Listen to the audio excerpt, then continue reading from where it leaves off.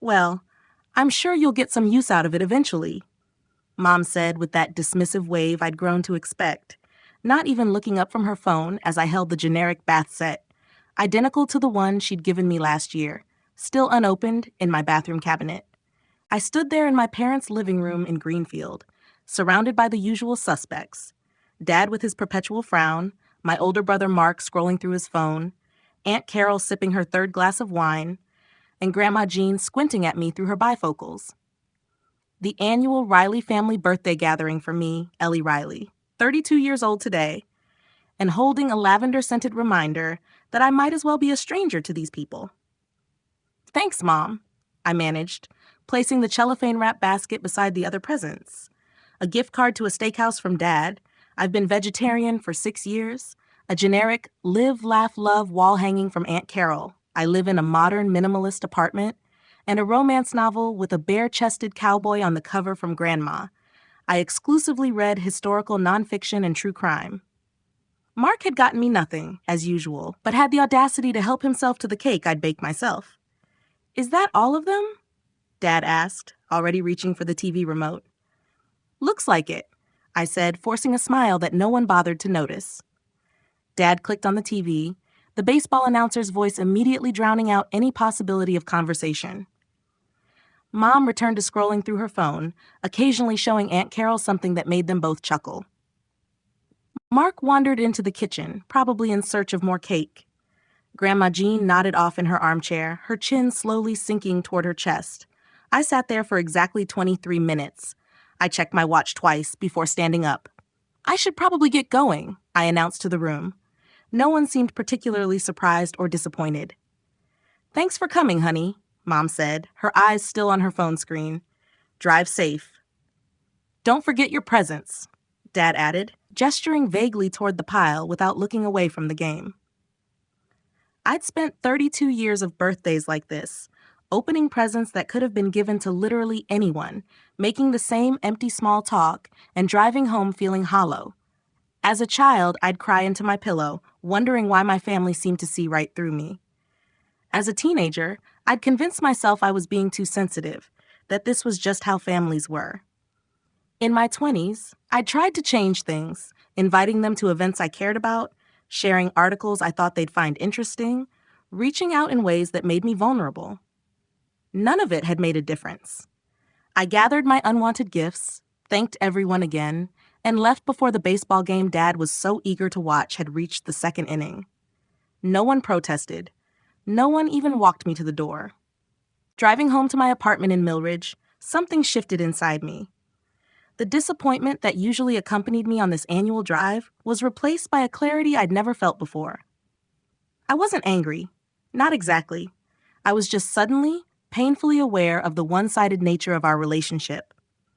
I had spent my entire life studying these people, learning their preferences, remembering their stories, adapting to their needs. They had spent my entire life looking past me. By the time I pulled into my parking spot, the seed of an idea had sprouted. For my entire life, I'd been nothing but an obligation to my family, a box to check, a social nicety to fulfill. Yet I knew everything about them, their passions, their histories, their secret dreams. I'd been paying attention all these years, even if they hadn't returned the favor. Next year would be different. The next morning, I started a digital document titled Operation Recognition and began planning. This wasn't about revenge. It was about honesty. About holding up a mirror so they could finally see what they'd been doing. I spent the year observing them even more closely, taking notes after every family gathering. I started saving money, setting aside a portion of each paycheck from my job as a museum archivist.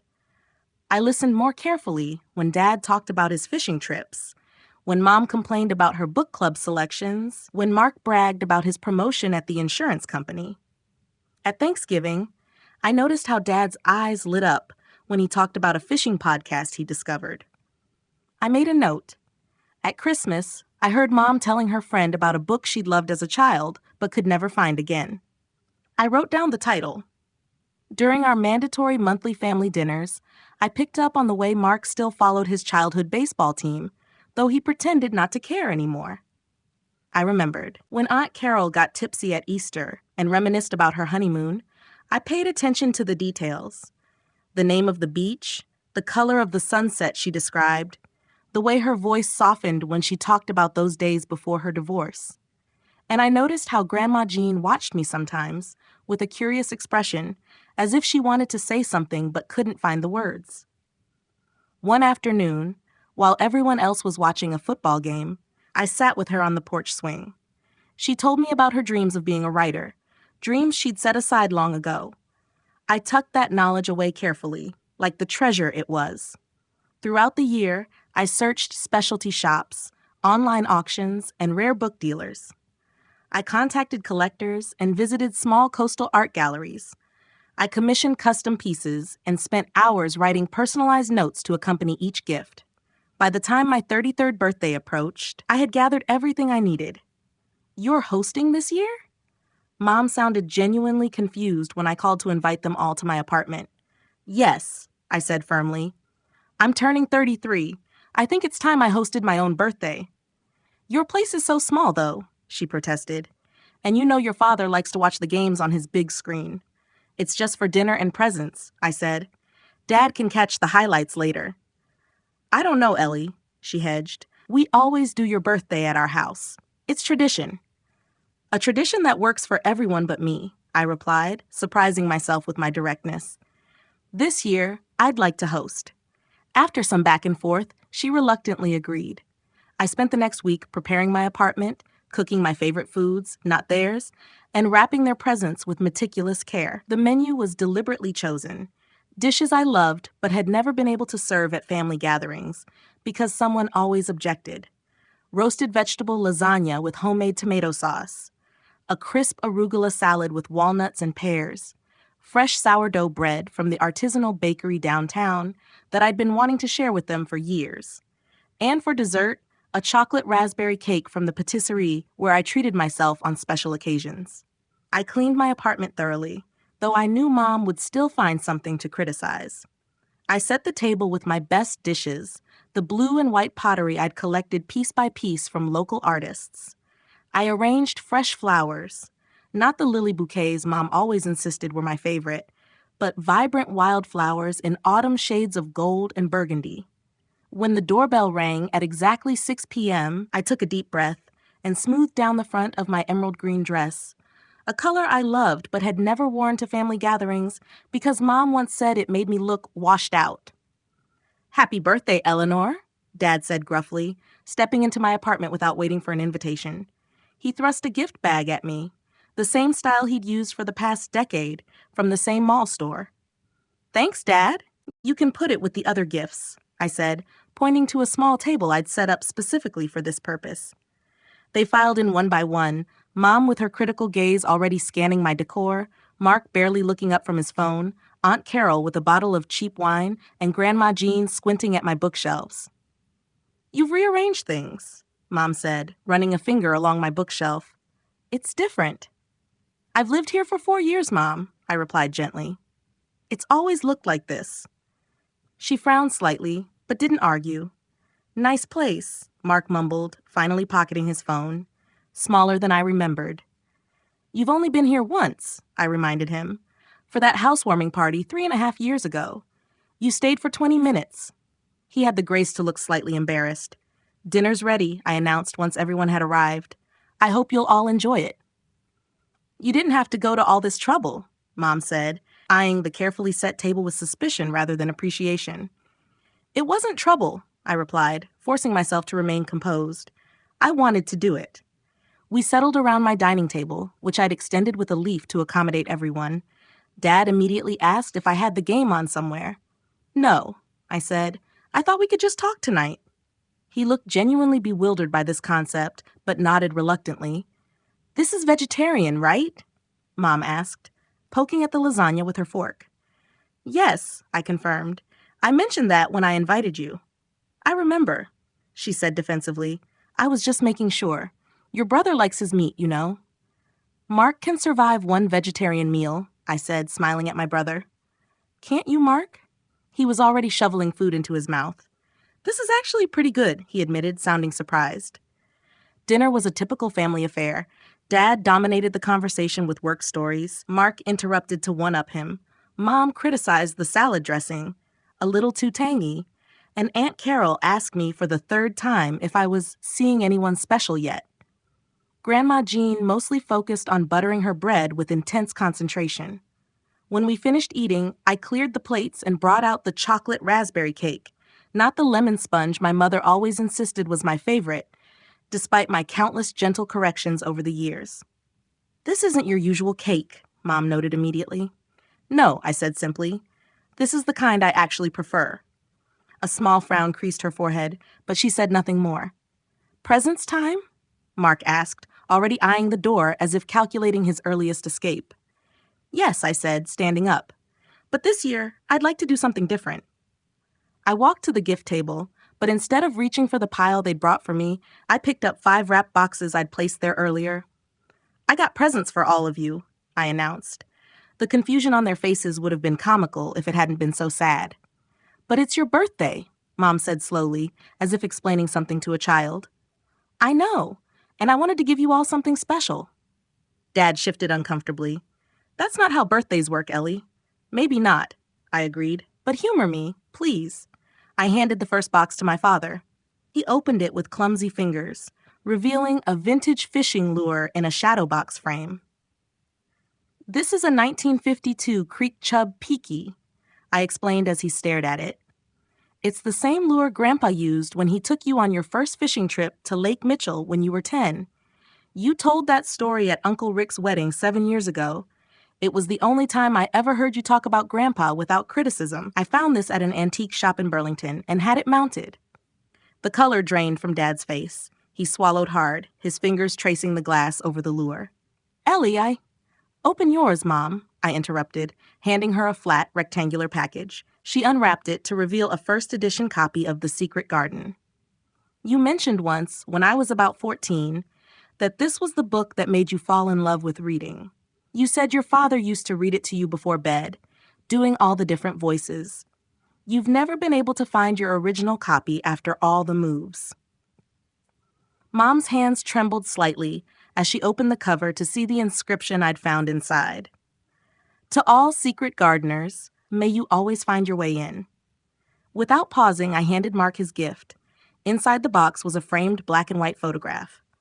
"That's the 1989 Oakland A's," I said, as he stared at the team photo. "You were obsessed with them when you were 8. You had the bed sheets, the posters, everything. This photo is signed by Dave Stewart. Your favorite pitcher. You cried when Dad couldn't get tickets to see them play in person." Mark's perpetual smirk had vanished. He looked at me with an expression I couldn't quite read. For Aunt Carol, I'd found a small watercolor painting of the beach in Ogunquit, Maine. "That's where you honeymooned with Uncle Paul," I said quietly as she unwrapped it. "Before the everything got so hard. You told me once it was the happiest week of your life." Carol's eyes filled with tears. "How did you even remember that?" "I mentioned it once, maybe 10 years ago." "I listen," I said simply, then turned to Grandma Jean, handing her the smallest box. Inside was a delicate silver bracelet with a single charm, a tiny silver typewriter. "You wanted to be a writer," I said as she put on her glasses to examine it. "Before you got married, before you had Mom, you told me when I was 16 that you used to send short stories to magazines but never heard back. You said sometimes you still think about those stories." Grandma's wrinkled hands closed around the bracelet. "I never told anyone else that," she whispered. The room fell silent, a heavy, unfamiliar silence. I could see them all processing what had just happened, trying to reconcile the person standing before them with the passive daughter, sister, niece, and granddaughter they thought they knew. I took a deep breath. "For 32 years, I've opened your birthday presents. Generic, thoughtless gifts that could have been for anyone. Gifts that made it clear you don't know the first thing about who I am or what matters to me. I've smiled and thanked you every single time." My voice remained steady, though my heart was racing. "I know your favorite fishing spot is Cunningham Creek. Not because you've ever taken me there, but because I pay attention when you talk, Dad. I know you secretly read thrillers, Mom, Even though you only discuss literary fiction at your book club. I know Mark still collects baseball cards, but keeps them hidden because he thinks it's childish. I know Aunt Carol dreams of moving back to the coast, and Grandma still writes poetry in a journal she keeps under her mattress. I looked around at their stunned faces. I know all of you, but none of you have ever really known me. Mom was the first to speak, her voice uncharacteristically small. Ellie, we didn't realize. That's the point, I interrupted gently. You never realized because you never tried to know me. Do any of you know what I actually do at the museum? Or what I studied in college? Or what books I like to read? Or even what my favorite color is? Their silence was answer enough. Dad cleared his throat. You catalog things, right? At the museum? I'm an archivist specializing in women's historical artifacts, I corrected. I've published 3 papers on forgotten female artists from the Mid-Atlantic region. I gave you copies of each one when they were published. He had the decency to look embarrassed. And your favorite color? Mom asked tentatively.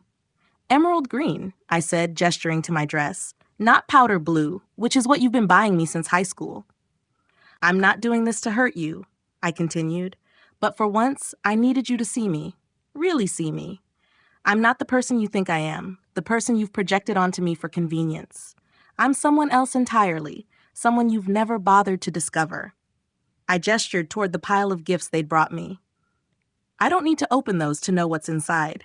Generic bath products, a gift card to a place I don't shop, a book from a genre I don't read, something with an inspirational quote that doesn't align with my aesthetic at all. Dad's face had reddened. This isn't fair, Ellie. We try. Do you? I asked, not unkindly. When have you ever asked me about my interests? My work? My dreams? When have any of you shown genuine curiosity about who I am? Mark put down his phone, genuinely put it down, and looked at me. I didn't know you kept track of all that stuff about us. That's what people do when they care about each other, I said. They pay attention. Grandma Jean wiped a tear from her cheek. I always thought you were so quiet, Eleanor. I didn't realize you were listening. I've always been listening, I said. I've been waiting for someone to listen back. Aunt Carol, who had been silent for some time, suddenly spoke up. Why didn't you ever say anything? The question caught me off guard. I did, I said after a moment. In 100 small ways, I tried to show you who I was. I invited you all to my graduate exhibition. Only Grandma came, and she left after 20 minutes because no one would drive her home later. I've corrected Mom every year about the cake flavor I prefer. I've mentioned my vegetarianism at every family dinner for 6 years, while everyone continues to push meat onto my plate. I sighed, suddenly feeling the weight of all those years of invisibility. Eventually, you stop trying to be seen when it becomes clear that no one is looking. The weight of 33 years of invisibility hung in the air between us. I hadn't raised my voice, hadn't made a scene, but for the first time in my life, I felt truly seen by my family. Mom stood up suddenly, walked to the table with her gifts, and picked up the bag she'd brought.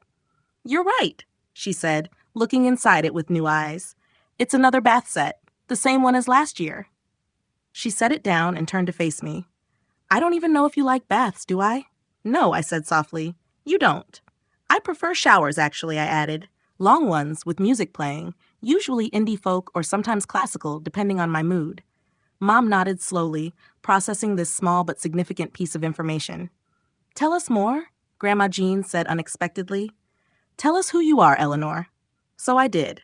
I told them about my work cataloging historical artifacts, about my fascination with forgotten women's history, about my volunteer work teaching literacy to immigrants. I showed them my collection of antique maps, explained the significance of the art pieces they'd been glancing at uncertainly since they arrived. I told them things I'd always wanted to share but never thought they'd care to hear. And they listened, really listened, for what felt like the first time. Dad asked questions about my research. Mom wanted to know more about the artists I studied. Mark admitted he'd never understood what an archivist actually did and seemed genuinely interested in my explanation. Aunt Carol asked about my friends, my neighborhood, my favorite restaurants, questions about my actual life, not just when I planned to settle down. As the evening progressed, something shifted in the air. The conversation flowed more naturally. They asked follow-up questions. They made eye contact. They engaged. It wasn't perfect. Old habits emerged. Dad checked his watch a few times. Mom made a slightly critical comment about my haircut. Mark's attention wandered occasionally. But they were trying, and I could see the effort it took to break patterns established over decades. When they left that night, something had shifted. Dad awkwardly asked if I'd like to see his fishing spot sometime. Mom asked for book recommendations. Mark admitted he'd never been to the museum where I worked and suggested a visit. Aunt Carol hugged me longer than she ever had before. Grandma Jean was the last to leave. At the door, she pressed something into my hand, a folded piece of paper. "One of my poems," she said quietly. "I'd like you to read it." I hugged her fragile frame, feeling the tears I'd been holding back all evening finally spill over. After they left, I sat alone in my apartment, surrounded by the remains of the evening: dirty dishes, half-empty wine glasses, discarded wrapping paper. Their gifts to me remained unopened on the table.